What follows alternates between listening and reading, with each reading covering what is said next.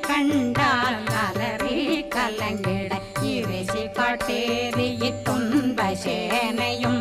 என்னிலும் இருட்டிலும் எதிர்படும் மன்னரும் தன பூசைகளும் காளியுடனை வரும் விட்டாங்காரரும் மிகு பல பேர்களும் தண்டியக்காரரும் சண்டாளர்களும் என் பெயர் சொல்லவும் இடி விழுந்தோடிட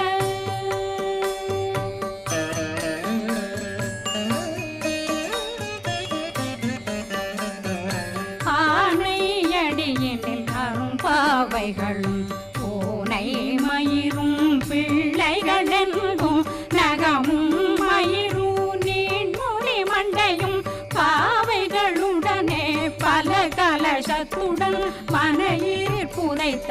வஞ்சனை தன்னையும்